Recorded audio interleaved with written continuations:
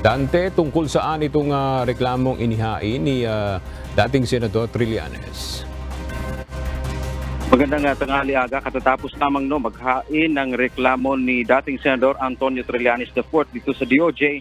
Ito ay may kinalaman sa illegal drug smuggling at paglabag sa Anti-Graft and Practices Law na kanyang ihinain nga dito sa DOJ ngayong umaga. Ang mga respondent sa reklamo ay sina Congressman Paulo Polong Duterte na anak ni dating Pangulong Rodrigo Duterte.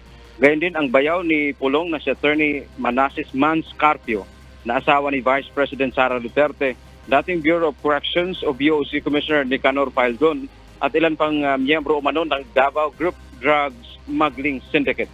Nagugat ang reklamo sa isyu ng nahuling 6.4 billion pesos na drug shipment noong 2017. Ayon kay Trillanes, sina Pulong Duterte at Mans Carpio ang naging protektor ng illegal drug smuggler. Samantala si dating BOC Commissioner naman, Faldon, ang umano'y facilitator o tumulong para maipuslit ang kontrabando sa Pilipinas.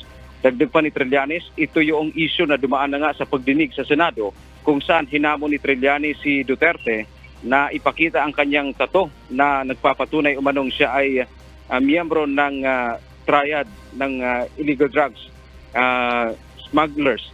Kabilang sa ebidensya na kanyang isinama sa reklamo ay yung mismong pagdinig sa Senado. Inaasahan din na maghahain pa siya ng karagdagang reklamong plunder laban kay dating Pangulong Rodrigo Duterte at kay Senator Bongo sa mga darating na araw. Yan mo nating update mula dito sa Maynila. Balik sa iyo, Aga. Maraming salamat, Dante Amento.